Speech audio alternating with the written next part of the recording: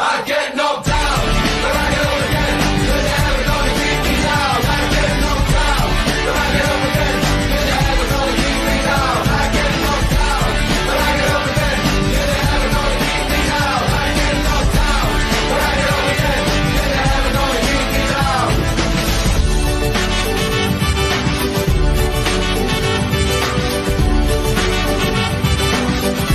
You're never gonna keep me down.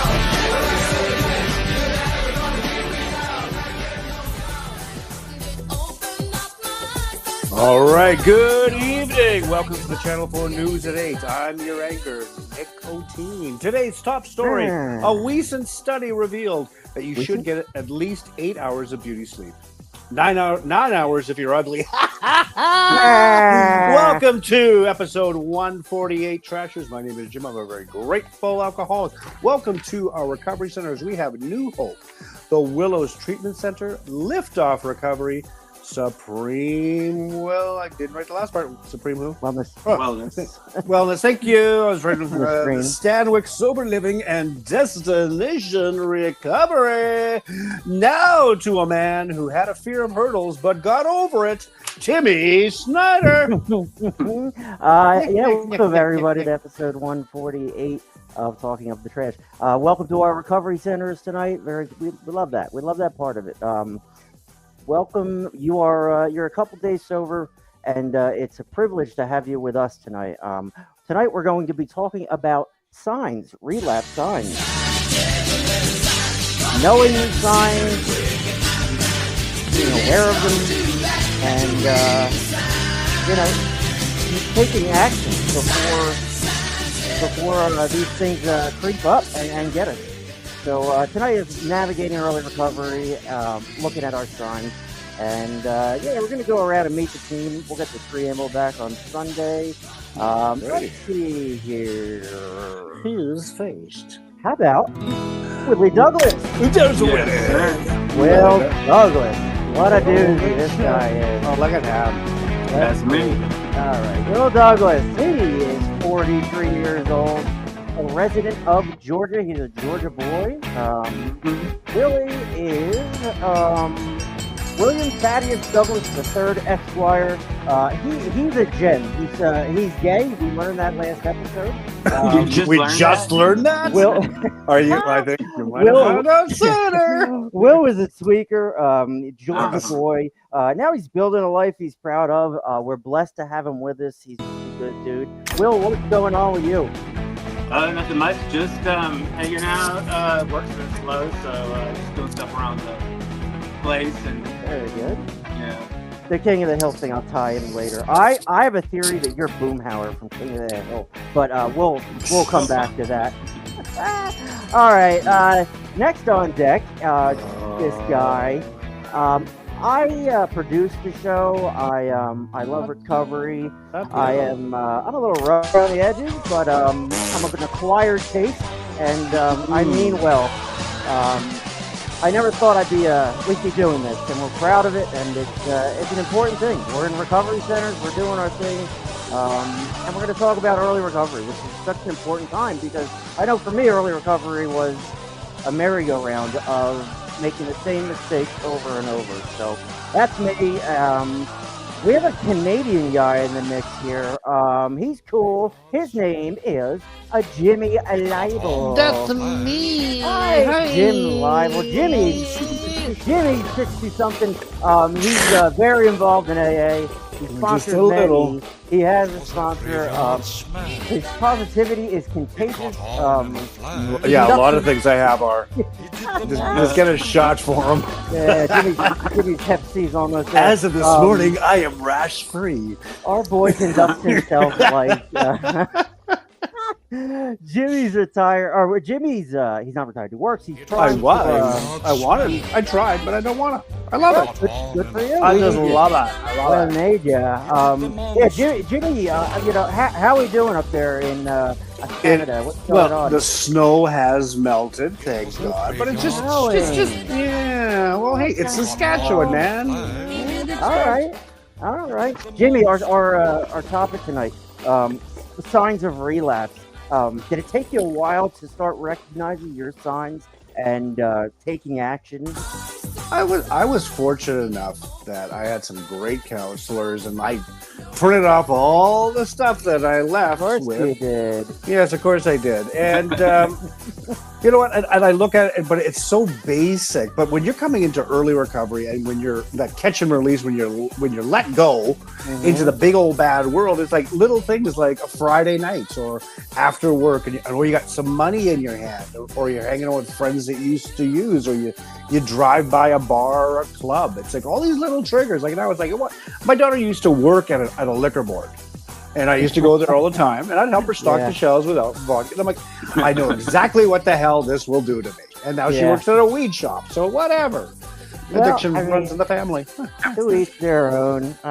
Yeah, I mean, we're just gonna try and figure this thing out, because I know for me, if I was aware of my signs, I would have been able to take action and not repeat these mistakes. But let's do some daily reflections to get ourselves started. You want to do some refracting already? All right, kids, sit down in those seats and just those chairs. All right, for October the 15th, daily refraction is my checklist, not yours. Gossip barred with anger, a polite form of murder by character, assassination. It has its satisfaction for us, too. But we are not trying to help those we criticize. We are trying to proclaim our own righteousness. And that's from the old 12 and 12, page 67. Sometimes I don't realize that I gossiped about someone until the end of the day. When I take an inventory of the day's activities, and then my gossiping appears like a blemish in my beautiful day. How could I have said something like that? Gossip shows its ugly head during a coffee break or a lunch with a business associate.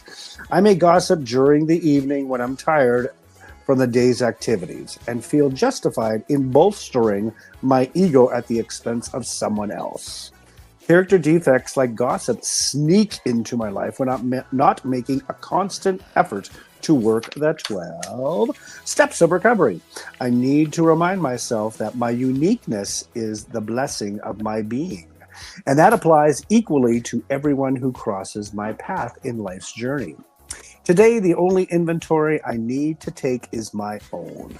I'll leave judgment of others to the final judge, divine providence. And that's from the old daily reflection, kid. That's a deep one. Yeah, it's, what do you think, Jimmy? I mean, what does this mean to you? Oh, prime example is at work today. Limited staff. Everybody was in the other office in Saskatoon. And the one girl at the front, she goes, well, do you find that so-and-so, like, does she get on your nerves? And I'm like, I'm not biting. I am not interacting in your office bullshit. And I just said, you know what? I get along with her well. I said, oh, look, I have a Zoom call to do or whatever. Yeah, hey, look at me. It's just like, yeah, look, there's Tim Burton. Like, move on. I just don't want to participate in that. It's like Tim Burton Moving. It's a local moving company here. Anyway, but when you gossip about somebody and you're thinking, oh yeah, like you're getting that one up and shit, all you're doing is looking like an a-hole. You know? I've been guilty trying to be funny. And when you use somebody to gain like that one-upmanship, that oh look at me, I'm better than them. Well, you know what? Forget it. It's not about ego. You got to keep your ego in check, and don't let your ego be your amigo. And like they always say, ego is edging God out. Yeah. And that's what I say. Yeah, I agree. It's a great way to look at it. Will, what about you? Will doesn't talk shit about anybody. Will, what about when some jackass is talking shit to you about someone you like?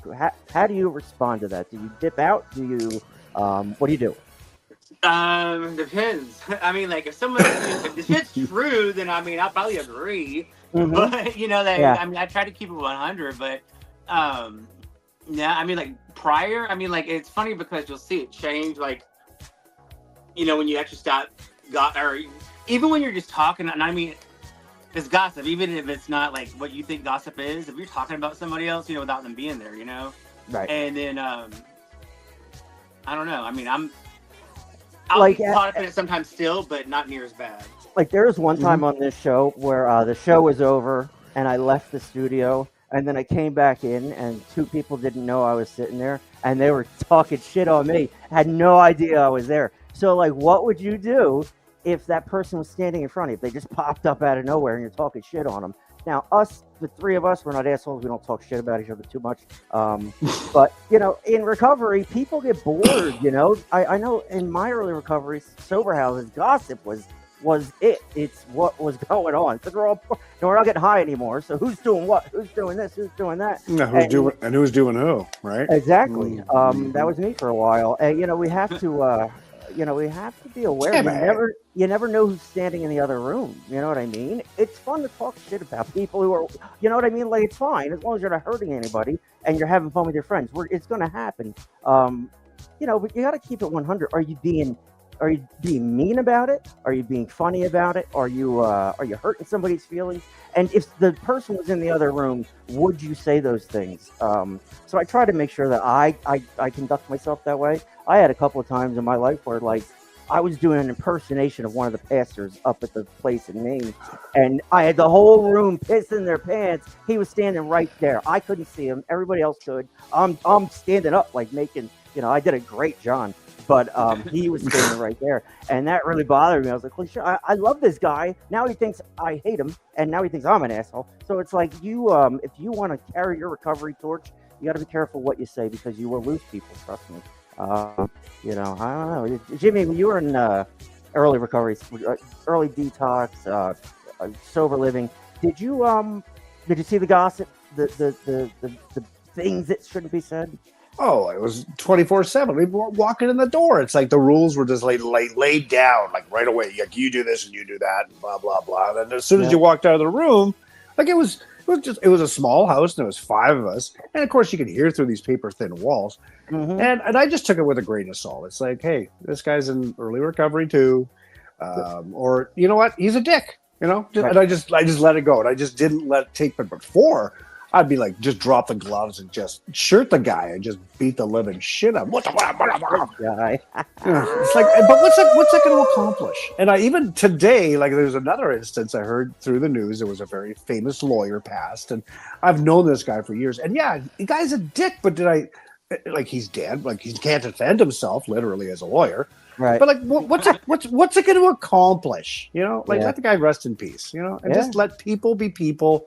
Let them learn their own lessons, and just give them a chance. But when people prejudge and then throw like unfounded statements about you out there, like you can walk into a room and people are like going, and you're like, what has been said about me? And they always say who you are, but when you're not with everybody, when you're yourself, that's your true being, who you true are. Yeah. And I just try to be the best I can. And I'm not far from perfect. I never will be. But you know what? I just kind of pause. Like, it's been one shitty, it's Wednesday. It's been a short week, busier than hell. And you know what? I just pause and just reflect and just take a deep breath and just carry on rather than just throw my hands up and motherfucker, that guy's an asshole, blah, blah. Yep. If he is, fine. He's an asshole. Move on. Yeah. Yeah, I mean, there was a time I was in charge when I was in some rehab 25 years ago when I was at the place. I was in charge. I was an overseer, they called it. And, I found myself separated from people. I had my friends, whatever. I had all the newbies, all the grunts painting a room at the church. And they're all in there, and they have no idea that I'm standing at the top of the stairs. And they're just destroying me. And I'm sitting there laughing at it. I remember thinking, it's not me, it's because I'm in charge and people hate the guy in charge. That was my excuse. Partially me, I was kind of a dick, but at the same time, you heard that stuff raw from people, and it didn't run me. It's just one of those. It hurt. It hurt, but later on as I got older, I realized that they were just being people, and some of the things they said were accurate. So we're going to look at navigating early recovery tonight. It's a hard thing to do, and we all still are to some degree. But today we want to look for our signs. We exhibit signs when we start to relapse, whether we realize it or not. And in early recovery, we're going to start doing things. And you got to know your sign to avoid these relapses. And if you care, if you don't, I mean, these things are just going to happen. You're just going to repeat the same behavior. If you care, you're going to want to identify your signs, and you're going to want to look for your signs. You need to know what they are. I mean, you got to learn your signs, learn what they are, and knowing your signs and having them in play as you live your life is very important. So Jimmy, our upcoming guests. Okay, what do we got there? Here, Jimmy, we got, I see the sign. What we got? We got the Phillies good on the 19th. That's a good one. Yeah. I see the Phillies. She's returning guest. But then we got Moina on the 26th. That'd be a gooder. And what else we got there? We got Sam and Noella. Well, we'll have to do. Everybody better read their books. So. Well, you guys need to read the books. So yes, I haven't cracked the spine. Sorry, no. But they'll be back. I haven't. No, I'm flying to Calgary on Monday, so I'll read it on the plane. All right, perfect. For work. Michelle and Sam are on an anniversary trip up in the northern peninsula of Michigan. I didn't even know there was a northern. I was gonna say there's a peninsula up there. I learned that when we had. Are you sure it's an archipelago? Yeah, maybe an archipelago. I don't know, but it's. I didn't expect it up there. So they're up there doing their thing. Good for them. Family thing. They're a success story, and we love having them be part of the show. Jimmy. Yeah, hey, if you want to be on the show, or if you want to just send me an email at jim@trash-podcast.com. Yes. So cards and letters, my email box is empty. It's getting lonely. Hey, how's that postseason going? Is there any Canadian teams in there? Oh, would you look at that? The Blue Jays are would you look at that? Yeah, but Canada two is representative. They're down 2-0 to Seattle, but it's a 7-game series. That'll go 7. I think both sides are going to go 7. You watch. Bring back the Expos. So here's here's how the Phillies season ended. Very sad. The strike. Hess breaks his back. Kirk Green gotta find it. Throws to the plate. Oh my goodness! He throws it away. And the Dodgers. That's the ball game. Kirk Green. I don't know. He got nervous. He got scared. He didn't throw it to first, which he should have been able to. I don't know. I don't get it. Yep. Wow. Early golf season. So there's there it is. Yep. Laughing all the way to the bank. Oh well. All the way to the bank. Yeah, he makes like $14 million a year. So yeah, like tough life. Oh. So the Dodgers moved on. This is last week. Philly was like mourning this ending here. This poor guy. I do feel bad for him. He just. Like that's me. That's my whole life right there. Well, he threw with his left. Was that his right or left? Yeah, well, he got flustered and he threw it to home instead of first. You'll see here it bounces right there. That's it. Ball game. All right. Well, could have threw it underhand. He did. So anyway, that's what the postseason looked like. Not that anybody really cares. It's just boys of summer. Seattle and the Blue Jays, the Dodgers, and the Milwaukee Brewers. It's triggering, Jim. That triggers. Oh, give me a break. Let's call them the Milwaukee O'Douls. The O'Douls? I think that's better. Give me a break. Knowing your signs, that's important. Yeah. And trigger warning. We don't like the word trigger. And I was thinking about why don't we like this? Because it means we are helpless. Something happens and we respond automatically. And we like to say, we don't like the word trigger. No, I don't like the word trigger, but it's a real thing. And it's out there. There's triggers. Triggers can be part of your signs, which is very important. So we're going to go through knowing our signs. We are a fun team here, the three of us. We try to take care of each other, look after each other. We got our host, Jimmy Libel, has been an absolute gem. So I have a quick little tribute. We like to really? our host tired a little bit. This is a fun one. So here's a little Jimmy Libel. Okay. Tribute, and then we'll get on with the show after. In your neighborhood. Good evening. Welcome to the Channel 4 News at 9. Good evening. Welcome to the Channel 4 News at 8. Good evening. Welcome to the Talkin Trash Channel 4 News at 9. I'm your anchor, alcoholic Jock Strap. Today's top story, a tour bus going to Graceland today had an accident. The word is no one was injured, but the passengers were all shook up. Thank you very much, Try the Veal. I'm here till Thursday. Good evening, Talkin Trash. Today's top story, a mummy covered in chocolate and nuts has been discovered in Egypt. Archaeologists believe that it may be the first Pharaoh Rocher. Welcome to I didn't. Yeah. episode 131 there, Truckers. Welcome this also over to yet? today's top story. Researchers concluded today that 1 out of 7 dwarfs is dopey. A dog can bark up to 500 times a day. But that's just a rough estimate.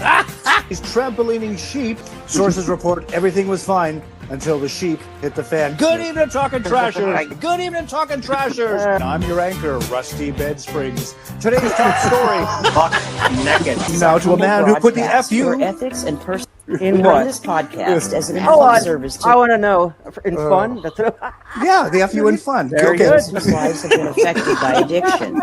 We do not do it for profit or notoriety. Good evening, Talkin' Trashers. Welcome to episode 124. Good evening. Yep. Yeah, baby. Well, Is this over? Well, welcome to the 9 o'clock news. I'm your anchor. Can you dig it? Today's top story. A man was arrested for breaking into his ex-wife's house after trying to steal a cookbook. The man has been charged with baking and entering. Good evening, Talking Treasures. NASA sends probe to Uranus. People everywhere giggle. Good evening, Talking Trashers. Welcome to episode 1. Good evening, Talking Trashers. Welcome to episode 113. I am Jim. I'm a very grateful alcoholic. We are going to have. Welcome to the 8 o'clock news. I'm your anchor. Gord bless America. Today's top story. I'll be back. Good evening, Talking Trashers. Welcome to episode 1. Good evening. Welcome to the 9 o'clock news.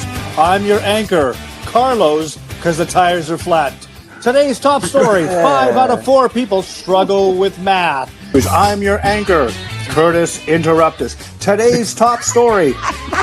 Chaos at the Atlanta Zoo when monkeys began throwing ads the way, I like it. Today's top story. Due to new tariffs, Vietnamese escorts will only love you medium time. A little Good evening. Terrible start. Today's top story. Talking Trash producer, Mr. Tim Snyder was swallowed whole by... Jim, take it away. Hey, good evening, Talking Trashers. Welcome to episode. Good evening, Talking Trashers. Welcome to episode 87, 95, 140. Sit down, buckle up, because we have an awesome episode. That is a rig. Rig. You messed up. That's dyslexia. My real egg. I don't get it. That's welcome to Canada, man. So Whatever. the government, where do they get the heroin from? It's got to be fentanyl because that's. Well, it's heroin, right. fentanyl, cocaine, and methamphetamine. Oh, Without my being arrested, charged, or having their drugs seized. God. Well, maybe we shouldn't be telling our audience this because they're gonna be like, never. Everybody's booking a flight to Vancouver right Never now. mind. Going to British Columbia. See you later. Good luck with your show. No. Fucking Canadians. Are we going live now? There we go. I messed up. Good. Okay. I messed it up. Oh, no kidding. Yeah, go. That was one of the scariest movies. Hey, good evening. Welcome to the Channel 4 News at 9. Yeah, am I the only one here? Today's top story. A man was arrested for breaking into his ex-wife's house after trying to steal a cookbook. The man has been charged with baking and entering. Good evening, Talking Treasures. There you have it. Is it done yet? It's over. 4-minute tribute to Jimmy Livel. That's 4 minutes I can never get back. I love it. You can't. That's a trigger and a half, man. I'm going to add that to my list of triggers. Great segment. Jimmy Livel. It's a miracle. It's just a fucking miracle. miracle. It's just a fucking miracle. Thanks, Tim. But I always had a different shirt on for most of You it. did. Yep. Well, at least I had a shirt on. So that's a good Yeah. thing. Well, that's true. Is that a trigger for you? Yeah, it is. I got more nipples than a lactating dog after being pregnant. There you Oh, go. he nailed it. He nailed it. I love it. I love it when Jimmy messes up talking. He doesn't. I don't like it. It's just fun to hear. That's our boy. A little tribute. We like to pump our tires of our host a little bit here. Okay, let's get back on topic, shall we? Back on topic 148, navigating early recovery. So it is a very important thing to know your signs, what your what things you do, what things you exhibit before you start this relapse process again. If you don't want to do it, I was thinking about this. Listen to this music. if we told any story with this music in the background, I feel like it would be very, very pensive, very exciting. So, knowing your signs, relapse and recovery, they kind of go hand in hand. Old ways of thinking, guys. Yes. Yes. So, You know, and then we're doing a podcast. So what we do is we talk about the things that are on the screen. What do we do when our old ways of thinking? How do we identify it? First off, when like we don't have to relapse yet. The slip comes before the fall. We say that. So how do we identify it? And what do we do? Those old ways of thinking.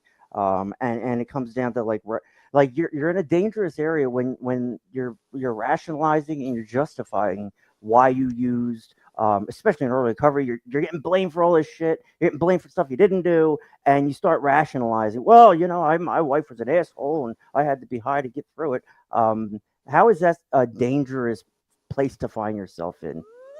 well, when you use justification for your next relapse, and I had guys at the recovery when I was at actually for treatment, and guys were like, "Well, what if your mom or parents got killed in an accident? Would that make you want to go back out and drink?" And it's like they're justifying, they're pre-ordering it on the menu. That okay, if this happens, I have a carte blanche to go do it because hey, it's life gets freaking lifey. And like I'm looking at this list, it's called identifying treasures, identifying triggers. There's my rented lips again. And it's all these things like when you're at home alone and when you're home with friends and at a friend's house at parties. I love this next one. When I go on a date, no, before a date, during a date, before sexual activities, and then after sexual activities. I'm like kind of kept it all in order. Yeah. And it's like all these things like, oh, that kind of like an identifying trigger. But there's going to be things that are just, and it might be something so minuscule of like, say, hearing a song of like when you used to go out and party or use or whatever. And it could be something as that, or watching an ad. And what really used to trigger me, and I'm not sure if you guys have them down there, they used to have ads for AA on TV. And I remember before I went for treatment, I used to just like, I'll change the channel. And it's like, oh, because I knew I was heading for treatment. But it's like I just kept on trying to delay it. And now I'm kind of missing those ads because they were like, yeah. You don't say. Really? You went out there for a second. There you go. You said I was kind of missing those ads. What did you say after that? Well, sorry. Okay. Yeah. So like knowing your sign, learning your signs, knowing your signs, and looking for your signs. 3 very important things. In early recovery. Will, is there like certain things Will does when Will's going to start this whole process again? Is there? Oh, it starts first thing in the morning. Like whether if I don't. I'm sure it does. It all depends on like how I wake up. Like if I get up and I'm like moving around, like I'm like doing what I'm supposed to do, like just getting my shit ready for the day, or if I just like roll back over or go outside, smoke a cigarette, and go back lay down. Yep. I'm already knowing I'm on bullshit. I mean, like that's just right there. It starts off the day, and then therefore it's just like snow. Just the thought processes throughout the day. Yeah. So I do my best to try to it starts right when you wake up. Yeah, a lot of you always hear that make your bed as soon as you get out of it. I just don't want to make it. Yeah. I mean, I know most addicts I know, they don't even get under the covers. They don't have to make the bed in the morning, lazy assholes. Yeah. No, it's like it's routine, right? So like, can you catch yourself being lazy? You don't have to relapse, but you could be the bed's messy, messy area, messy mind, that whole thing. I know for me that's important. It's procedure, what I'm used to, going through the same motions. For me, I get up and make my bed every day. I don't do the right things all around, but like at least I start with that, and I guess that's the point of that.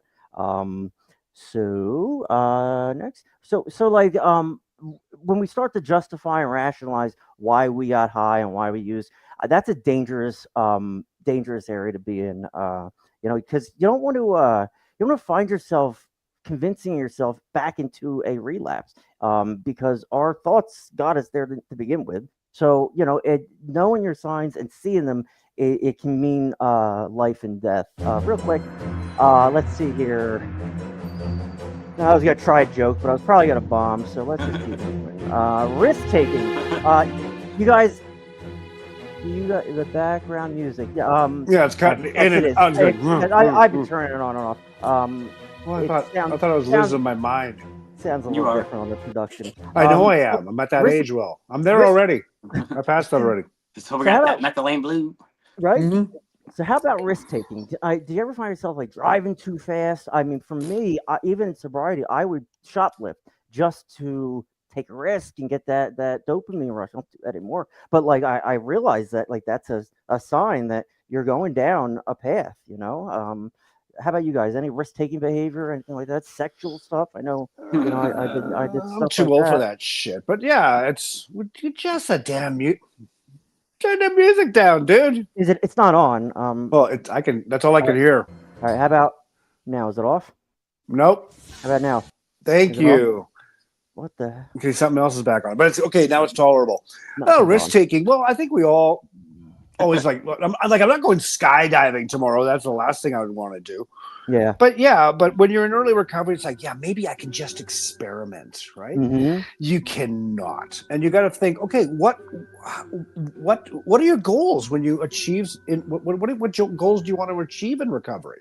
Right. Right, and you have to set those goals, and risk taking cannot be part of it. Right. And I remember the shenanigans when I was at my sobriety house.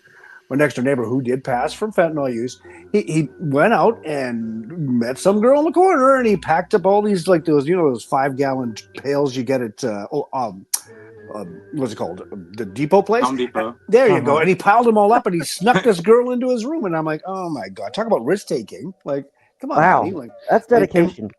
yeah, well, he died a couple of days later. Come on. So, All right. So yeah. I'll keep my mouth. So Yeah. like, how about we'll talk about something else with risk taking later on is boredom, and we're going to talk about the fear construct. Yes. How about isolation? I Hey, know can you this turn the music down on my side now? absolutely. Thank. All right. The music is off. I just turned it off. Do you hear it? Thank you. It's No. good now. Oh, beautiful. Just Working as crickets. There we working go. as it's supposed to. Shocker. How about Thank this? A you. ghost? You hear that?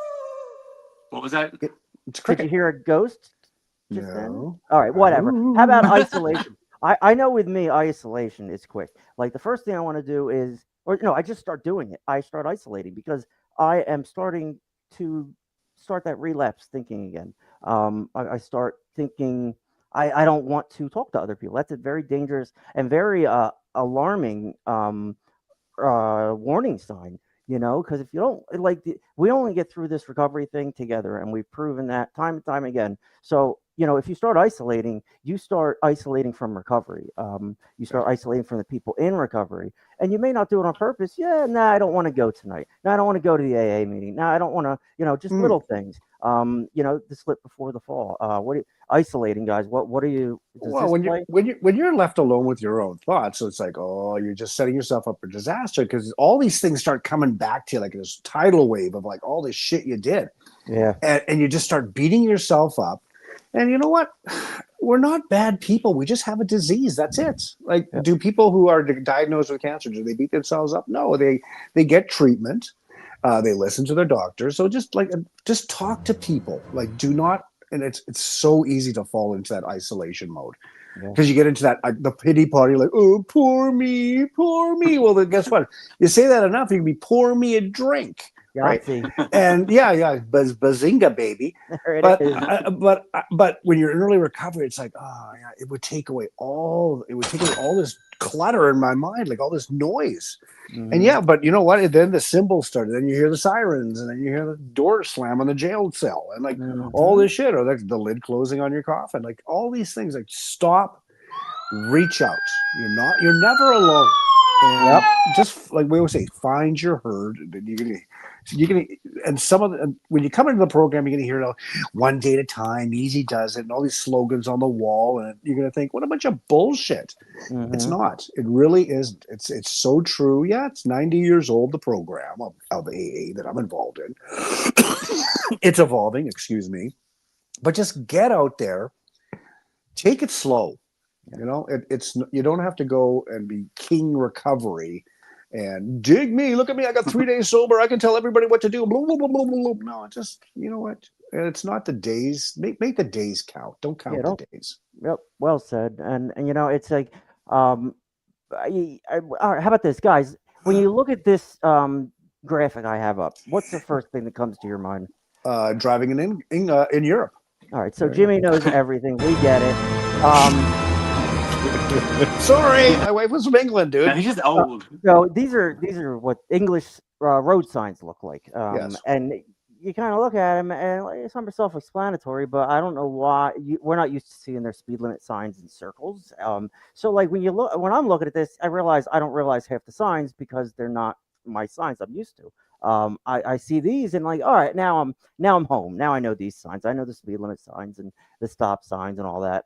These are U.S. America signs. So like I look at this, like this caught my eye. Now we're going down a rabbit hole. I looked at this and I see it. It's a sign, right? And it looks like a robot or something. I don't know. And then I see behind it variable speed limit. So I don't know what that means. So I look it up. I look at the sign. I'm reading the sign as myself right now today. I don't know what that means. Variable speed has words and a picture, and I have no idea what it actually means. Now here it is again. Now there's a 40 with a red circle around it. So now we're getting even more confusing. More information. I still don't know what it means. Average speed check. There's the robot again. More words that It's I don't know. Camera. It's not I get it. robot. It's not a robot. It's not a robot. It's a camera. All right, smarty pants. And now I'm keeping score. Will's home and Jim is away. Finally, I can use my scoreboard. All right. So, question: What does this sign mean? You cannot exceed. The minimum is 30. So The you have to minimum drive. is 30. That's your Correct. answer. Yes. Okay.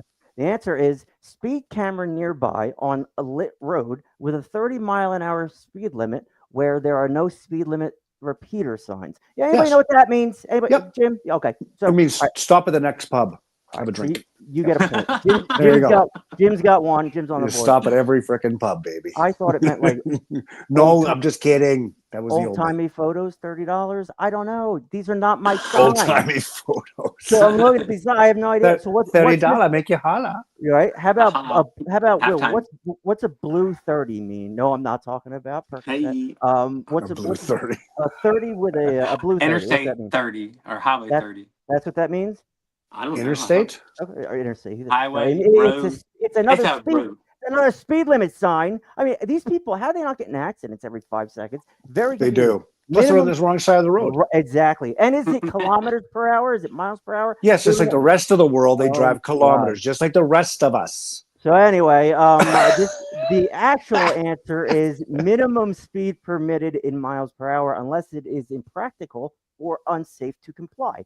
More words. Now I have a definition. Still don't know what it means. I'm going to give Will a point though anyway. Come on. Because, Come on now.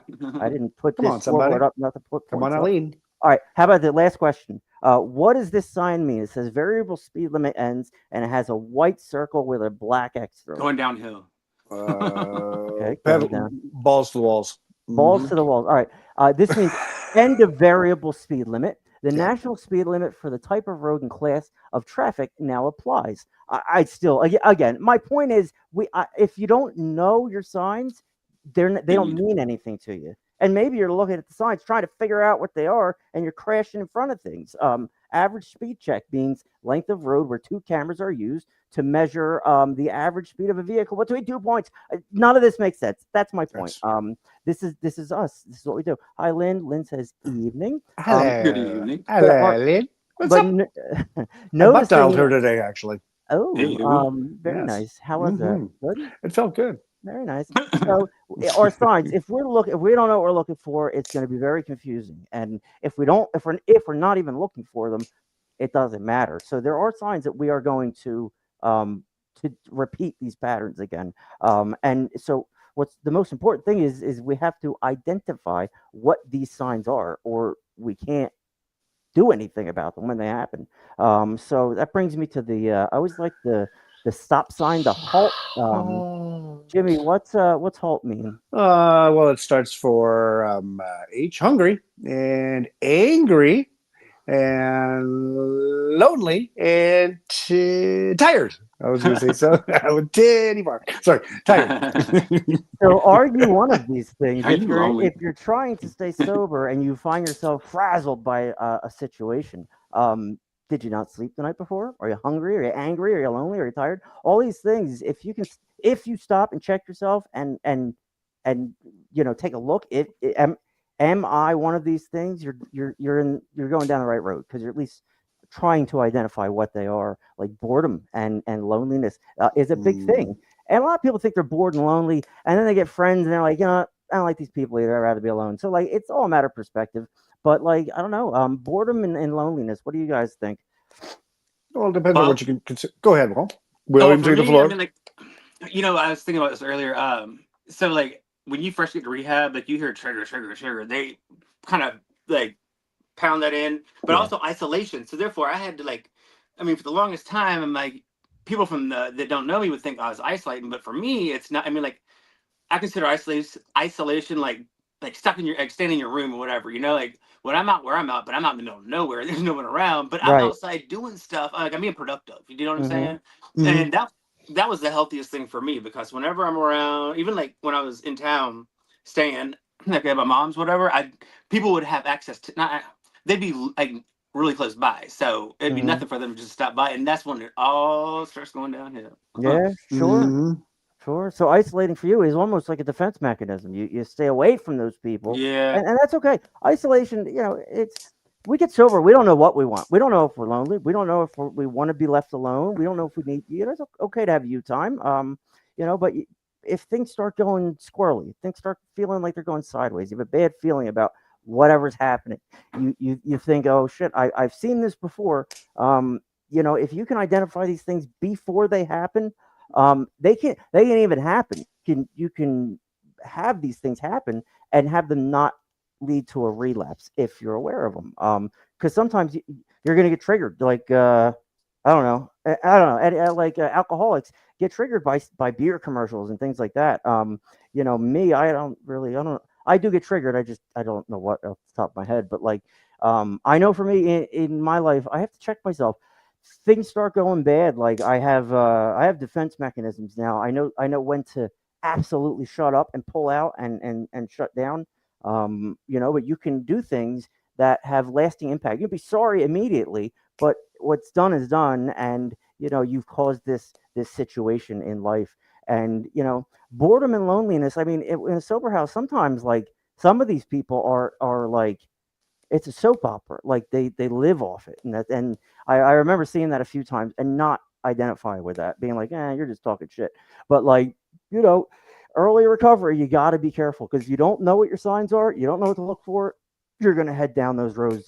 Think GPS. Think of the GPS keeps telling you to go straight, but my mom sees a sign and pulls off like she always does. She's like squirrel. She's like she sees the name of the town we're going to, and she'll just leave the GPS, and we got to turn around.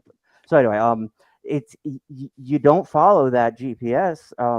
You go down that road that you've gone down before. So it's okay to start going down that road, but don't go off the end of it. So we got to identify what's happening. What are these things that cause us to even start to have the negative thinking come back? Is it stress and anxiety? I know that's a big one. Will, you seem to deal with stress better than anybody I know. Hmm. How do you do it? I don't know. I mean, my thing with stress, it all depends on the situation of the stress. Like, I mean, Mhm. majority of the things you stress out about, or actually, if you can't control it, then why are you going to like stress out about it? You know what I'm saying? And that's in my mind. Like, if I can control it, then I can change it so that I'm not stressing out about it. But if I can't control it, then there's no point in what's going to happen is what's going to happen. And you might as well have a smile. I mean, like, you'd be surprised, even like if shitty stuff happens to you, but you're in a good attitude and good, like, just person, like how that will play a long bit in whatever is like, negative, whatever, or Yeah. Hmm. stressful. Like, Attitude and is I mean, attitude is especially, everything. especially like in like when I've been to court, that's gone a long way. Oh yeah, that's a whole different thing. Hmm. Court stuff is terrifying. It's I know people that have relapsed because of the stress of drug court or whatever. They succumb to the stress of that.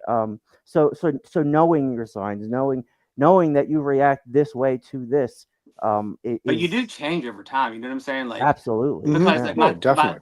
trigger, like I never had, like I wouldn't call them triggers. Like when I first got clean, I was like, they're just that those are just opportunities in my mind. But like now that now that I have time, Mm-hmm. now that like random things will trigger me like so much more impact than it would have been when I first got clean and sober. Right. Yeah. And so it's just funny. It's out of nowhere. Then it starts the thought process, and you're like, what the hell? Yep. No, knowing that you're overreactive early in recovery. If say this is the fourth time you relapse, just went through the whole thing again. Now you're trying it again. You know, look back. Yeah, don't live in the past, your mistakes, but look back and what did I do wrong? And a lot of times we overreact to situations in early recovery because we're not sedated anymore. We're not high. Our escape mechanism, our function mechanism now is not there. Now it's us, and we don't know us really if you're early in sobriety. So it's that cotton batting with that whole thing and out of your ears, whatever. Shut the hell up and just listen. There's guys out there. You'll find the Jimmy Libels and the Will Douglases and the guys out there who will help you when things arise. Help you deal with stress and anxiety. It's how do you do it? It's important, and then you think like, what is it why am I defective? Why do I just have this natural fear as a default? It feels weak to admit fear, but guys, like, I think it's important to admit what we're fearful of and acknowledge it so we can navigate it. What about fear, guys? What do you think? No, it's so primal. It's a basic human instinct. It's like, okay, where's my next meal coming from? Well, where am I gonna, like, or is something gonna eat me? Like, we're going back to cave. Like, we're basically cave. We haven't evolved. That we like technologically, yes, and all this shit, but it's just dealing with all these raw emotions, like fear, like false evidence appearing real, or fuck everything and run. There it is. Right.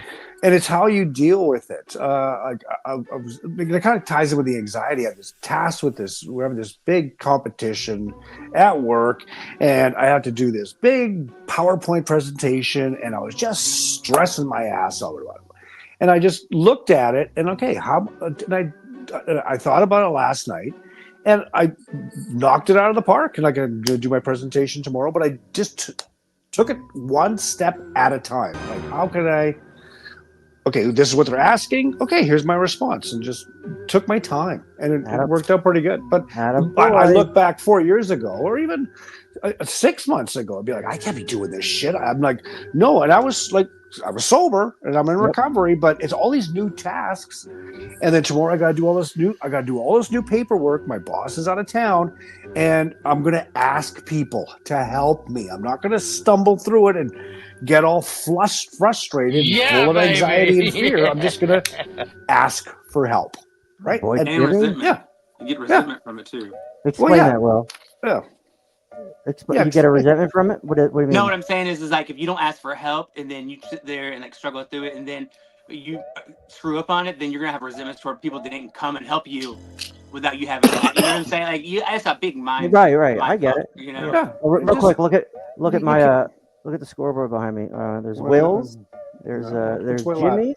There's his Canadian flag. The music's back on. I know. I put it on. It's supposed to be on. I'm full screen, and I'm showing you a scoreboard. Anyway, look at. I did this because I like you guys. Anyway, all right. Back to what we're talking about.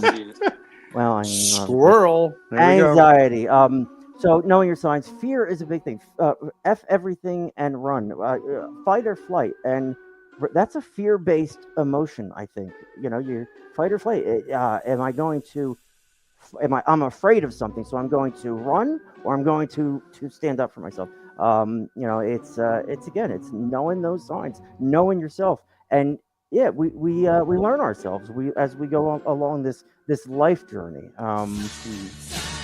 Jim, who sings this song?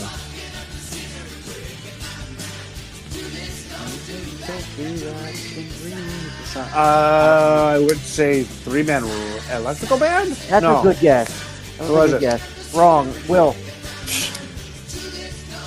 Well, it sounds like Kid Rock. Sorry, Will, not Will. Will, did you say Tesla? Very good. You just got a point. Very happy for you. Yeah, Willie. Yes, this is as in like Elon Musk Tesla. It's the band. So here's a fun story. This was recorded at the Electric Factory in Philly in '97, and I was at that show. And you hear this version everywhere, and I'm like, holy shit, I was there. So yeah. But who was the original? Who sang the original song? I think it was Five Man Electrical Band. It wasn't. Google this. Hold on. Google this shit. Grab my other phone. 5 Man Electrical Band. Don't bother. It's done. Yes. So I was close. So I did get it. Yeah, you got it. Close. Yeah, I was asking who sang this version. Potato. Well, no, you didn't. Okay, who sings this version of the Who Gives a Shit? Tesla. I don't really know much of Tesla other than that song. And then and when I was looking for songs about signs, of course you have Britney Spears? No, Ace of Base. God, who? Ace of Base. Oh, whatever. Where were you in the '90s? Working and me too. Drinking. Oh hell yeah! So.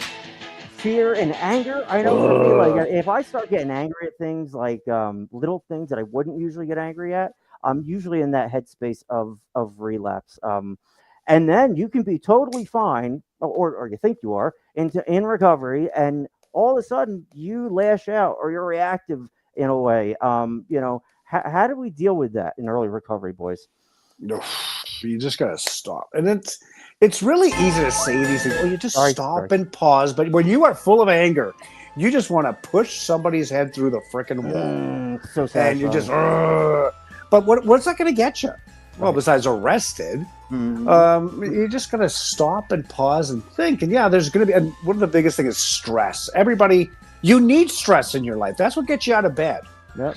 But it's how you handle it. Sure. And our body reacts to stress and in certain ways, like it'll release endorphins and all this, like all these things. Excuse my French. I need more Benylin. Or I'm almost out of NyQuil. Yeah, need some more. I'm totally right. Yeah. It's ridiculous. So anger's a big thing. And like for me, I'm a hothead, so I'm way better than I was. But I grew up playing hockey, and that was what you did. It was a good thing to be angry and hurt people. So I learned things the wrong way. All right, since we're here, real quick, let's go around 2 positives and 1 grateful. I like to go around with our boys and just check in with them, see where they're at. We like to give 2 things that are positive that happened this week and 1 thing we're grateful for. So I'll start us off. 2 positives. I'm alive. I sleep in a comfortable bed. And I'm grateful that I sleep in a comfortable bed. So that's me, 2 positives, 1 grateful. And sometimes it's moment, but that's okay. Yeah, sometimes it's gotta be simple stuff, So Jimmy, what 2 positives, 1 grateful? Go. 2 pause. Great. So, like I say, I had all the stress at work, and you know what? It turned out to be awesome. It really did. I just got an email from my boss. Well, you can add this. Well, I already did it. What he's asking me to do. I got all my ducks in line. I took the time, and while I'm looking at my emails, I made 2 sales. I'm like, holy crap! And usually at this time, I've only been there 3 months. They say it takes 6 months. So I'm way ahead of so I'm proud of myself, and I'm not let it go to my head. I'm like, hey, I'm happy for my clients. I'm happy for the team. Oh yeah, and me too. I don't put myself first anymore. And what am I grateful for? I'm just grateful for that I could come home and do this, and hopefully we can have some interaction with some of the recovery groups. And Yep, just a moment. We're gonna have a destination recovery. All right, Mike, you got you, buddy. Jim, your ducks are on my scoreboard. Look at the ducks. My ducks are in a line. Like Nintendo, duck killing. Yeah, right. Duck hunt. I have. Duck. So how'd you learn how to shoot? I don't know. 7-Eleven.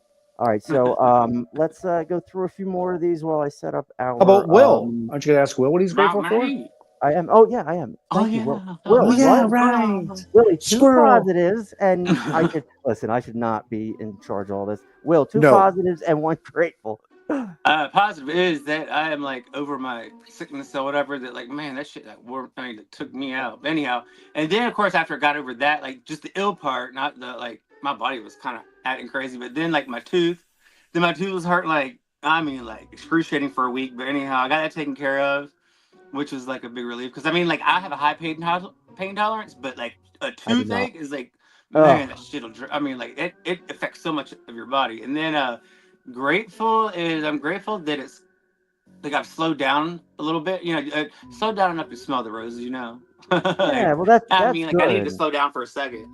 I mean, it was fun watching you take on the world, but yeah, you gotta stop and smell the roses or watch Yeah, Netflix or whatever. Self care is a big thing, come on. and that's how you deal with these things, these signs. All right, too positive and grateful. Thanks, guys. Just wanted to What's yours? get that in. Yeah, I what's already your, he already already did. He said was, mine. but No, he what? doubled up. He Two doubled down. positives. I'll give you new ones. Two Yeah. positives. One, I love my friends. I love my scoreboard artwork. I'm falling in love with this thing behind me. How about It's like Emma and Grace? it's like, or do I have kids? And yes, that was my next one. My girls. I was talking to Emma yesterday, and she's just a great person. Like I'm so proud of my girls. So that is that's two positives, both my girls, and that's what I'm grateful for.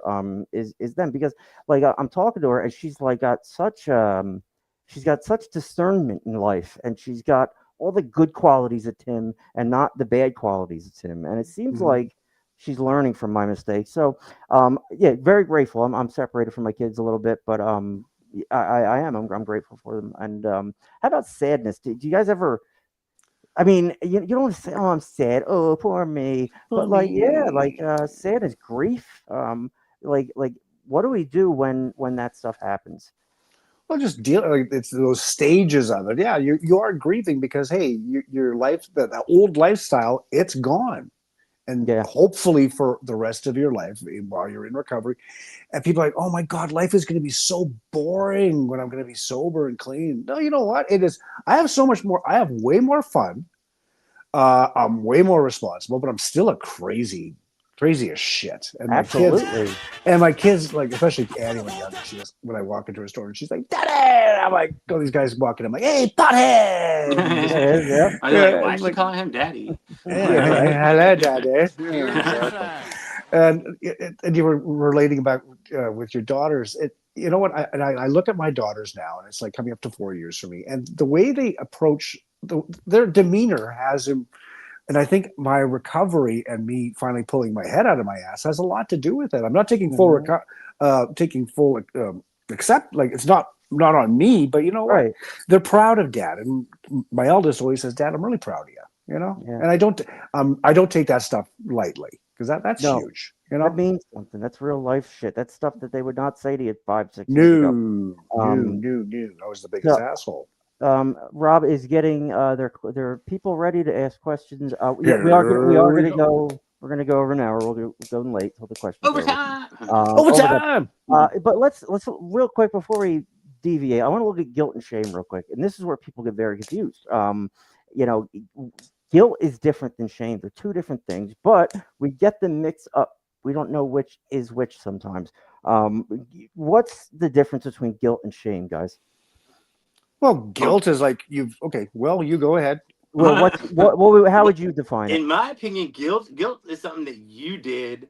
You know, something that you probably maybe purposely or whatever, something you did, something you didn't, or you're responsible for. Right. Shame is like something that you were out of control. I mean, like it's something like you feel like it's about you, but it's like out of your control. You know, what I mean, I guess I don't know. Okay. Well, that's a good. Yeah. It's a good Jimmy, try. Jimmy, what? Jimmy, how about you? What's guilt and Oh, of shame? course. Thank you, Google. Guilt is the feeling that you did something wrong, while shame Mhm. is feeling that you are wrong. Guilt focuses on a specific action or behavior that contradicts your values. So, like Will said, you've done something wrong, like break the law, whereas shame is a negative self judgment that makes you feel fundamentally flawed as a person. So, So yeah. for me, uh, guilt is I've done wrong. Shame is I am bad, and you get those You're a two bad mixed boy. up. If you start to think I'm a piece of shit because I did drugs or whatever, and I'm always going to be that way, you're going to repeat it, and that's a blaring sign that if you're not identifying which is which, if you're starting to mix the two, um, that's a great way to start a relapse snowball for sure. Mhm. And that's it. I just wanted to address those. That's important. Let's read our just for today while I get Jizzle my our nizzle. as I That get our sounds so wrong every people. time. My daughter is FaceTiming me. My daughter was just Uh, calling me. See, I don't that's the know thing. if I just And interrupted the show. Hi Hmm. Emma, hold on. Let's see. Let's get her on here. Hi Yeah, Em. put her on. Say What hi. Emma! Emma! I What's have up? the audio Hello. down. Hold on. Hello, darling. You're in wigs. We see that. Very pretty. Cool. So as I'm talking about my daughter, she calls. She's in a blue wig. Gorgeous. That better be a wig. And That better. who's your friend there? Hi, Jordana. I knew who it was. I was just asking. Open-ended question. All right, I gotta go because I'm doing a podcast with like a fucking 100 people watching. Hey, Bye. don't swear in front of your daughter. Oh, I Jeez, just sweared you in front of my dick. kids. God damn it! You I do it to dick. make them think I'm cool, which I'm not. Do you swear in front of your mother? No. Yeah, because you. Well, yeah, you're right. You're right. Yeah, Your mother would stick. Yeah, it'd be hard would pulling love her shoe out of your ass. It's true. Yeah, it would be. She FaceTimes me while I'm doing the podcast. That's okay. That's What an okay. I got to ass. call my daughter after. She just called me. The It's okay. the timer above me is right. We still have 7 minutes left, and we are going Yes, we to do. we are Let's going bring those to people on. Too do bad we can't some do it questions live. here. So We well, I'm gotta doing it work on live. I'm setting it up. I think it's going to Well, I work. mean, like So we can actually see the person who's asking the Be question. HIPAA. can't do that. That's HIPAA. I that was the first idea I had. I said to him, and he's like, we can't do that. HIPAA. Oh, Like, anonymity. Yes, I got it. HIPAA. so it's all good. Not. So Oh, let's get ready for just take the for cheese out of your ears. today. Come on, Right? well, come Oh on, my. well, whizzle my dizzle. All right. Just for today, while I get things ready. There's the graphic. Okay. Pull it up You turn here. it. Yes, I will. Yes, I will. We're not there yet. All right. Just for today, Ghostbusters going down. Just for today, we did not choose to become addicts. No, we Choices. don't. When we were growing up, all of us had dreams. Every child has heard a relative or a neighbor ask, "What do you want to do what do you want to be when you grow up?" Still Even trying if to some find of it us out. didn't have elaborate dreams of success, most of us dreamed of work, families, and a future of dignity and respect. But no one asked, "Do you want to be a drug addict when you grow up?" We didn't choose to become addicts. We cannot choose to stop being addicts. We have the disease of addiction. Excuse me. We are not responsible for having it, but we are responsible for our recovery. Having learned that we are sick people, that there is a way of recovery. We can move away from blaming circumstances or ourselves and into living the solution. We did not choose addiction, but we can choose recovery. Today, I choose recovered as Just for today, I choose recovered is recovery. Never mind. So yeah, Jim, what does this mean to you? Choices just for today. Choices. Well, you got the choices. Well, good or bad. And there's always going to be a good outcome or a bad outcome. That's your choice, and you have to think it through. It's like, okay, putting your hand on the stove. Am I going to get burnt? Do I want that? No. But when you're in active addiction, it's like it's going to be no. It's going to be different. I'm not going to burn my hand. I'm not going to hold it down as long. But you have to think of what is going to be the final outcome and the consequences. How's it not only going to affect me? How's it going to affect everybody else around me? Right? Yeah. All right, I have other people. Yeah, really thinking other people. Will, real quick, choices. How's that hit you? You didn't want to be a drug addict when you woke up, right? Well, I mean, I don't know about that. I'm joking. No, choices for me. I mean, like that's why that quote that I heard like kind of hits kind of deep is because like the one that I said like what you don't change, you choose. But I mean, it's kind of funny when you tell somebody for the like, oh, you had a choice, and like no, because you truly believe that you didn't have a choice in what you did. But no, you had a choice, but your choice. I mean, like if you didn't choose that way, then you would have, something else would have happened. I mean, choices have consequences, and that's what When people learn that, then they learn what a choice really is. Yeah, and another thing, kind of like it's kind of sidebar. People will say, "It's you choose to drink, you choose to use drugs." No, you don't. You have a freaking disease, right? Yeah, and that's the part that really gets my gander up. It's like you say to somebody, "Well, you chose to have diabetes." No, you didn't. Yeah. We have the disease of addiction. Plain and simple. Full stop. Seek treatment. Talk to people, and life will get way better. It really Yep. will. All right, so we have Destiny. I'm sorry. Who? Where are you guys from, Robbie? Yeah, where are you guys Oh yeah. from? Okay. All right, let me get the thing up here. Can All you right, turn the we music have down? yes, yep, sure can. Let me get this. Hello. Sorry. Music should be off. I Yes, don't it know if it is. is or It not. All is. right, very No. good. All right, Thank you. so we Thank you. have for we are in. Let me see here. We are Destination Recovery. The the tech Rob has some questions lined up for us. Took us a minute. So sorry we had to go over. The first question. Let's see Where is destination here. located, Tim? Hold on. Let me see. I don't know. I'd have to look it up. I Hmm. think they're in California. I think it's still So daytime there. Let me Google it. Yeah, it's in there somewhere. So anyway, the first question is for Jim. Oh, hello. So here it is. It's on the screen now. It says, Jim, was there a moment you realized your kids truly forgave you? My wife and kids won't speak to me, and I'm praying God puts them back in my life. That's Alan Oh, from. that's a great question, Alan. And you know what? A lot of people. Okay, so I guess the first question was when I realized my kids truly forgave me. Um, I would say that first year birthday when I was at my meeting and they gave me a cake and my kids just looked at me and they just said, "Dad, we're so proud of you." And I look back in the rearview mirrors and remembering all the shit I had put them through and totally, total crap, and I can't change it. I can't Mhm. change it. And like having your wife and your kids, you know what? You just gotta be patient, and I know that's really tough. When I was in early recovery, living in sober living, and I was on a meeting, and a guy calls me up, and he was kind of similar situation, and he is just flourishing. But I said to him, "Hey, if it works out, it works out. Sometimes things aren't meant to be. It's always a lesson. There's always that lesson, as Will said. Yeah. But just give it time. Work on yourself, not doing it because of I want the goal of my kids and my wife to talk to me. I want to do this for Alan, for Yeah. myself. And it sounds selfish, but once you start putting yourself back together, and we're going to be broken toys for the rest of our lives. But once you realize, hey, I got to start working on myself, working on the inside. I've cleaned all the drugs out or whatever the hell it was, my drug of no choice. But now I got to work on rewiring the brain, and people will see a change in you.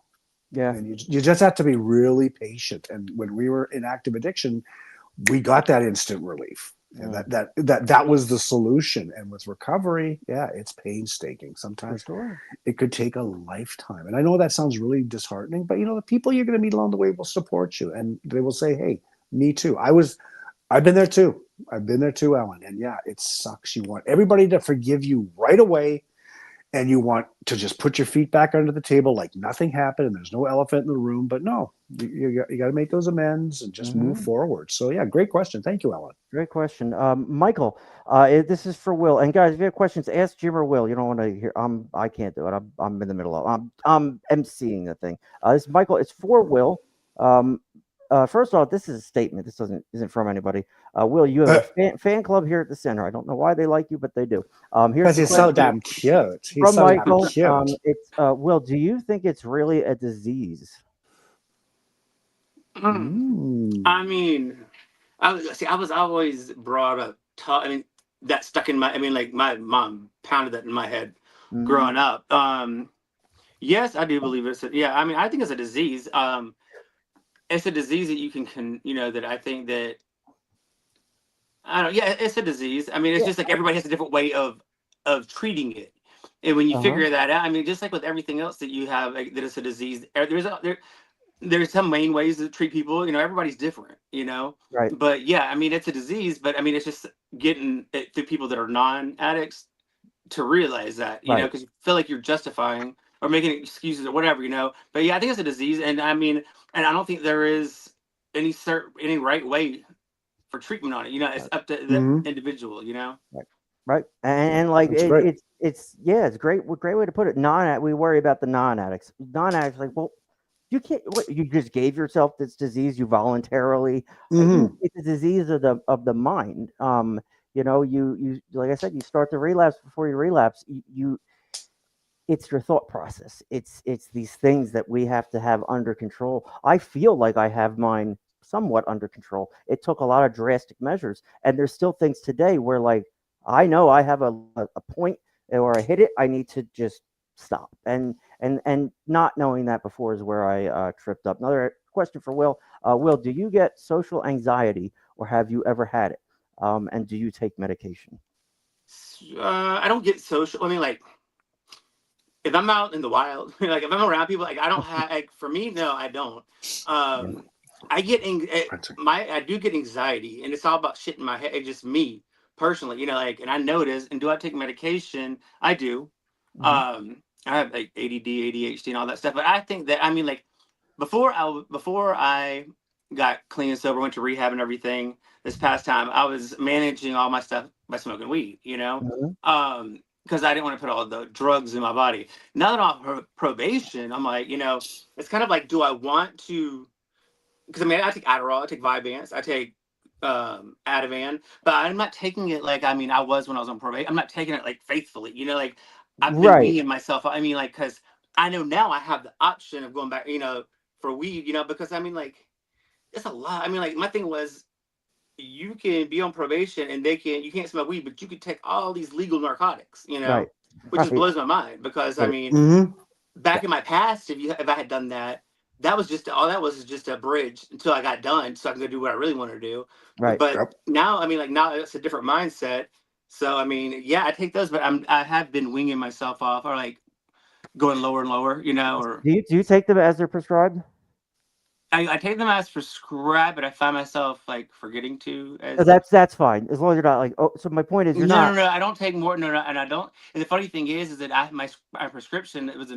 I had an old like what at Kroger. I had an old not an old, but like a refill, and it was a different number than what I am on now. And so Mhm. they refilled the less amount, and I didn't realize it. And like Well, the month is almost. I mean, like, and so I was just like, but I didn't like before. Oh, that shit would have like drove. I mean, like, y'all owe me more. Y'all owe me more. Like, I would have sounded like a real J out there at mhm. Kroger. But I'm just like, okay, whatever. I mean, like I Yep. haven't needed it, so I Yeah. mean, Mm-hmm. of course I mean, I me personally, I gave my medication to my father, and he gives it to me, and I think I'd be fine. I have no desire to abuse my medication. My medication helps me so much. Um, and I take it by taking it the right way. So like I'm at a point in my life where like what's the point? Let's just have a decent day in day out. Don't be high, don't be low. Just take this stuff. There's stuff out there, and I don't know where you're at in early recovery. If you're in a recovery center, you're going to see doctors. You're going to talk about your mental health. It's really important to know your mental health. And yet you can be on Adderall. You can be on Ativan or whatever. I don't suggest it early on in recovery, those kind of drugs, and they won't give them to you right off the bat. But they'll give you things like Strattera for ADHD. They'll give you gabapentin. They'll give you all these things that help because you burned away all these working parts of your brain that you get dopamine from and norepinephrine and all Mm-hmm. that. Now you need help. So like you'll get to a point where you're grateful for your medication. But listen to this one. I have relapsed in the parking lot of 3 different recovery centers on my own medication. I walk out the door with every intention on doing good. I get in the van, I get situated, I look down, I'm holding all my drugs that the nurses were giving out to me one by one now. and he's Now hungry now. I'm hungry. Mhm. So now Nom, nom, nom, nom, nom, nom, nom. no, no, no, no, no, no. So now all of a sudden, I got a 45-minute van ride to a piece of shit sober living. And what happens if I take 10 of everything? You're gonna feel something. So yeah, your own medication can be a hindrance or a help.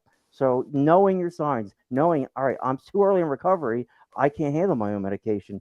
I said that once when the fourth time I was leaving rehab. I said, listen, I relapsed in the van every 3 other times. I said, "What do we do?" There was nothing they could do for me. They They set you up. they couldn't. Mm-hmm.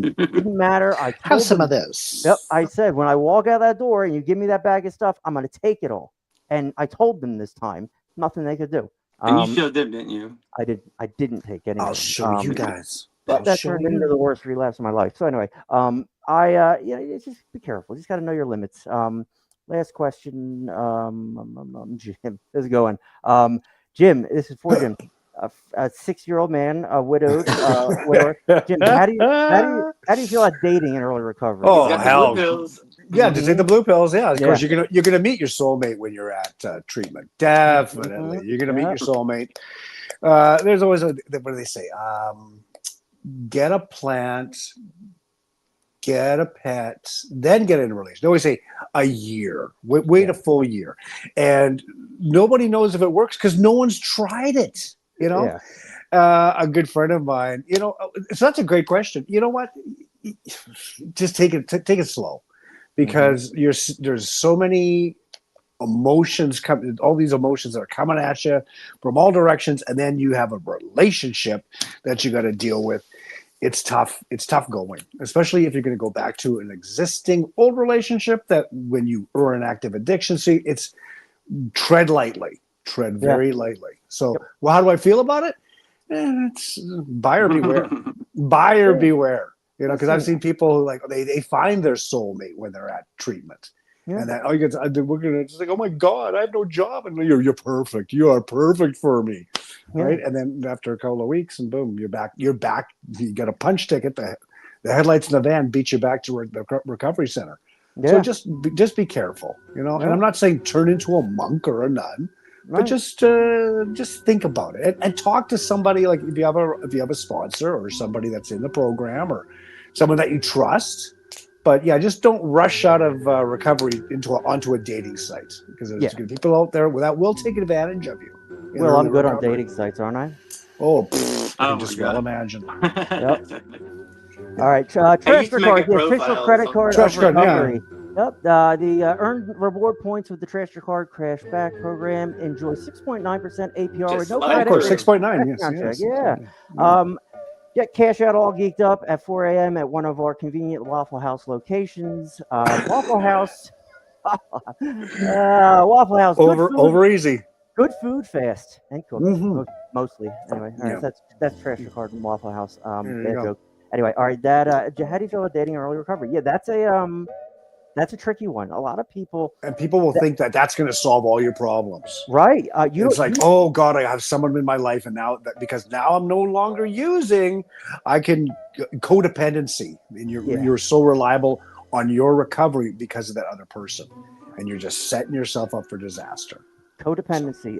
Don't hear my advice, and it's just not just dating, but anything. Don't let anything become your recovery. I let a job become my recovery once. I worked in recovery. I thought that was enough. The job was enough to stay sober. I dated women way too early in recovery. She became my higher power, and that's a very I'm dangerous. sure she did. Shut up. That's a very dangerous position. You got to know your signs. But yeah, they have so many other questions. I don't know what to do. I keep going. I mean, you can turn the show off if you want. These people are sitting here asking questions, so I'm Oh, gonna try hey, and yeah, keep going. get through the next few of them. Just turn the music off. I will. Yeah, turn the Hold damn on. music up. All right, it's a show. All right, Jim and Will, how close were you to death? Near-death experiences. I just had one prior coming into treatment, and I'm changed. Okay, very all right. I'll answer this. I'll start. Yeah, we're all close to death, and what point do we realize? All right, I don't want to be close to death. A near-death experience. I know I died a few times. I never had one of those. Other than the consequences of what I did when I was using. But near-death experiences are. Yeah, I guess if you have one, that's profound enough.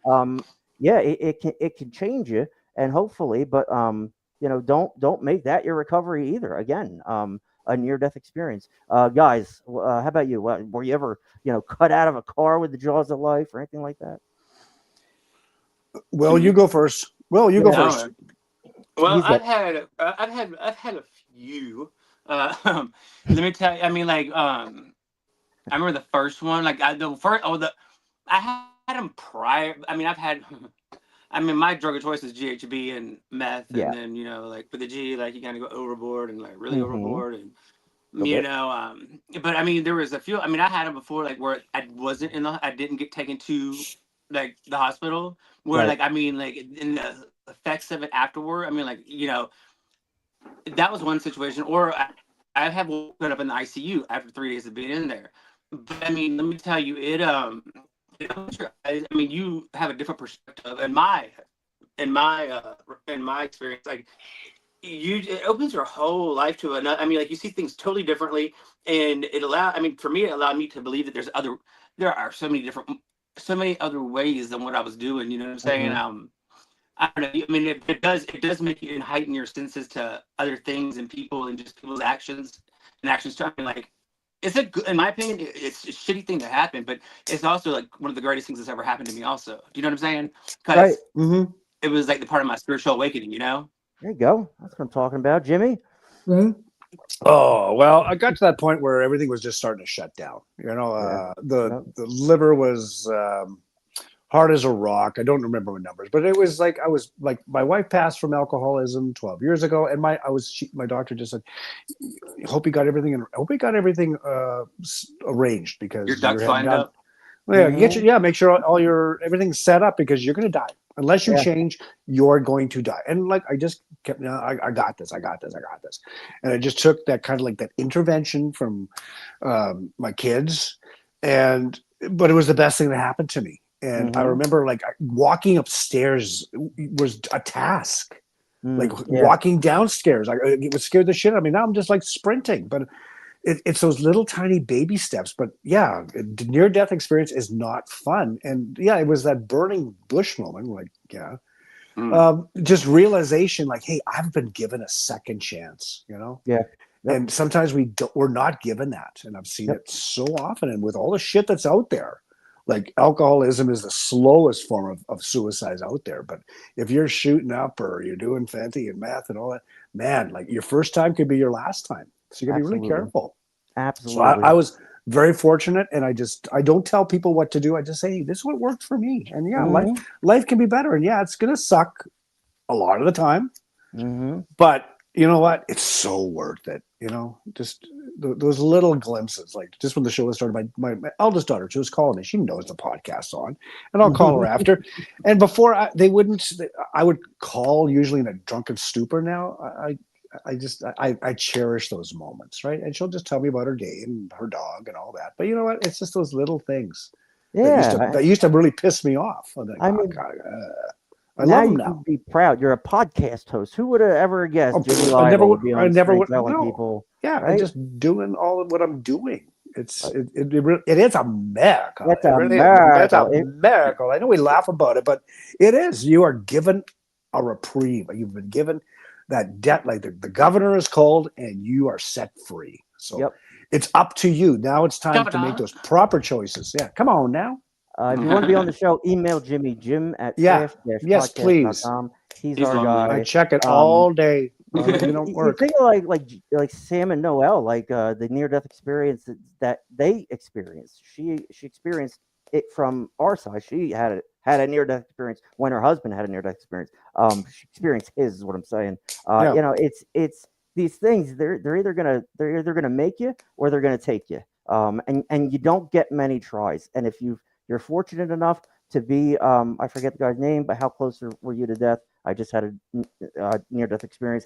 I really hope that you wouldn't squander that and you'd use that as motivation to not do the things that led you to that point to begin with, which I think is great. I also had a near-death experience. I didn't see a white light, if that's what you're asking. But anybody in recovery, anybody in our positions, most of us have been close to death, and those of us that are grateful for our recovery in our life are grateful for life because of that. And it's knowing your signs and navigating. If you go down a road that you've been down before and you've crashed because it's a dead end and it's a cliff, why would you go down that road again? And we do. How long does it take us to learn? The difference between shame and guilt and all that stuff. So there was one other question here. What's that question? Jim and Will. That's us.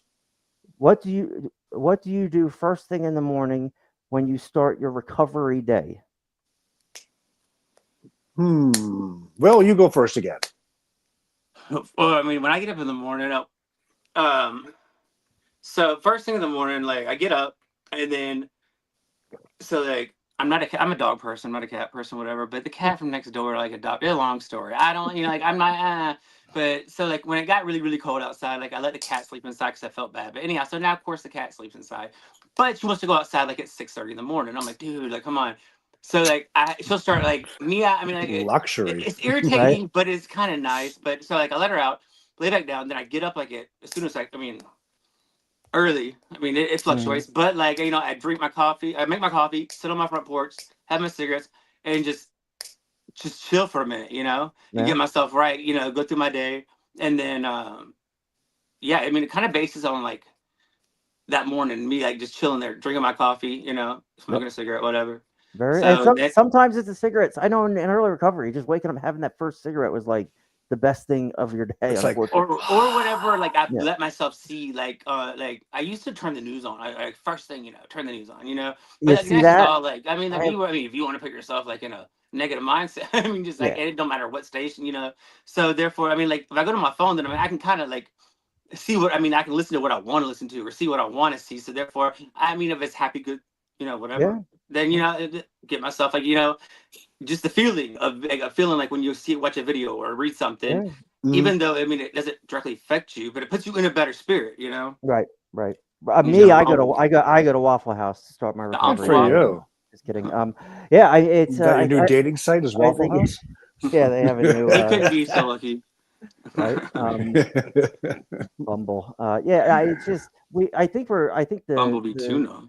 I think where we're getting here is the rehab. All right, these guys are asking questions because they want to know what it looks like they're getting the point that you have to have a routine for in recovery. You need anybody needs a routine. It depends on what it is, but in recovery a routine sometimes is just going through the motions to get you to the end. So yeah, it's important to have a set routine. Jimmy, what do you do when you start your recovery day?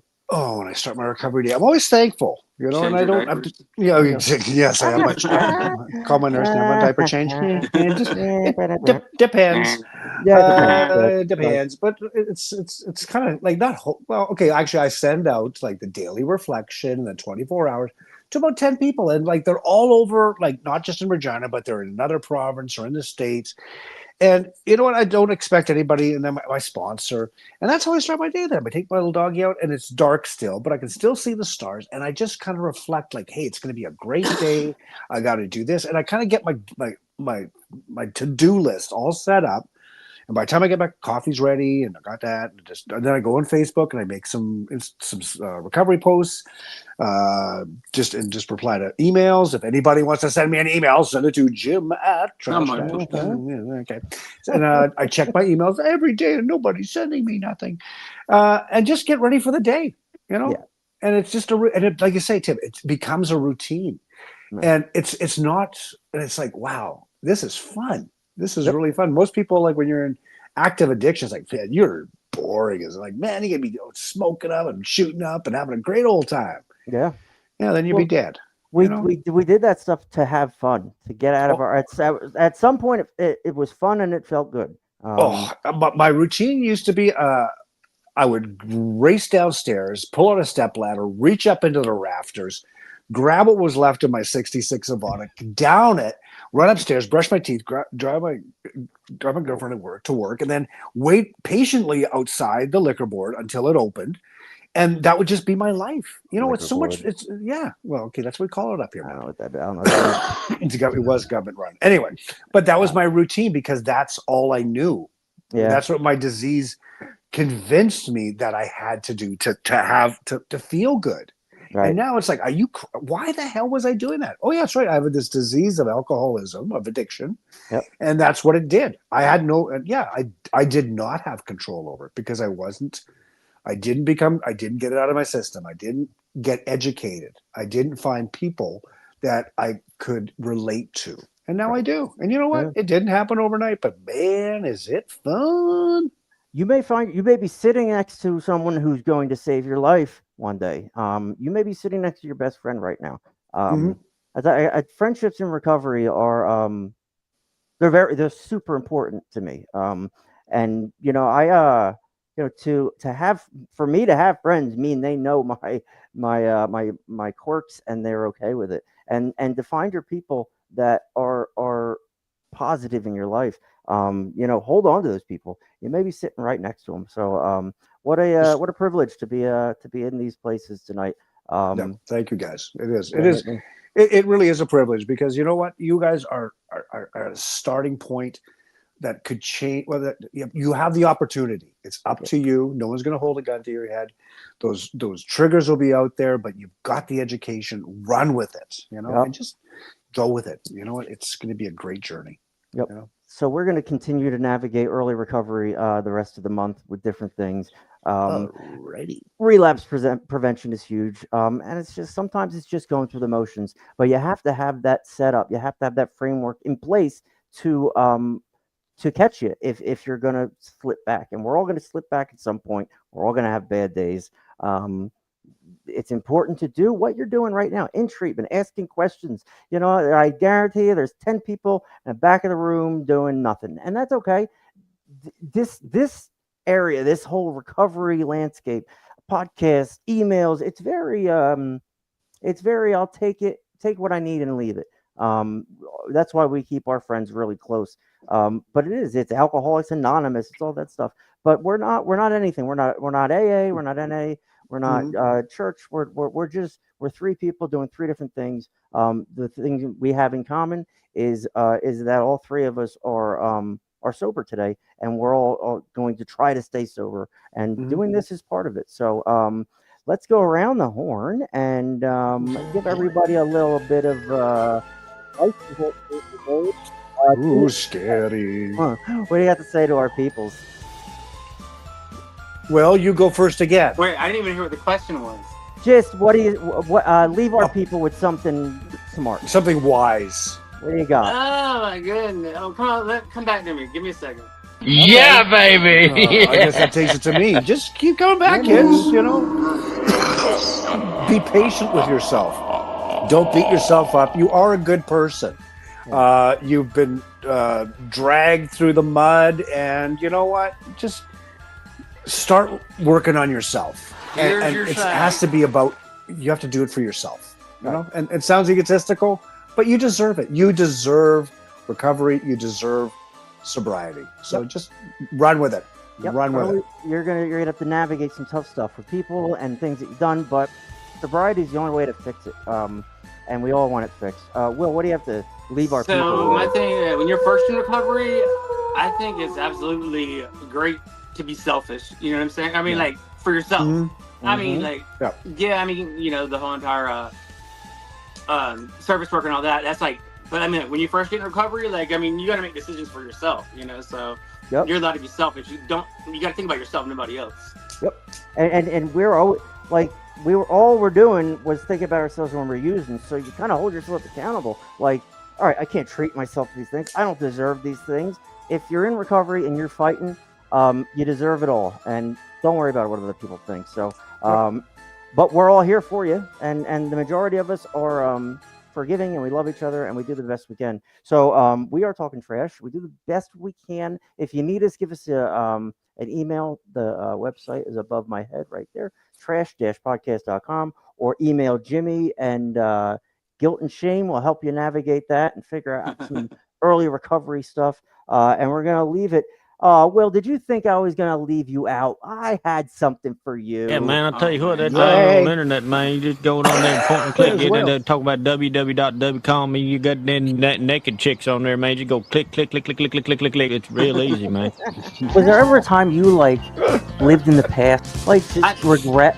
I don't regret things, but, I mean, do I wish I may have done things differently? Maybe, but then that wouldn't be as exciting for me, you know what I'm saying? But I mean, but I was thinking about this though, like you were saying, fear of success. I'm sorry. My thing is, whenever I get successful to a certain successful point, then guess what? I have more expectations out of me by more people, and I don't like that. You know what I'm saying? Like, you're a mess. Willie D in the place to be. I love you very much. You're one of my best. y'all. we connect. And we're all friends on the outside. So who let the dogs out? Was it me? Wait, was it you? Somebody let him out. So we're gonna figure this whole thing out. God damn it, Jim. It's my hot body. I'll do what I want. Love you. Oh, would you look at this?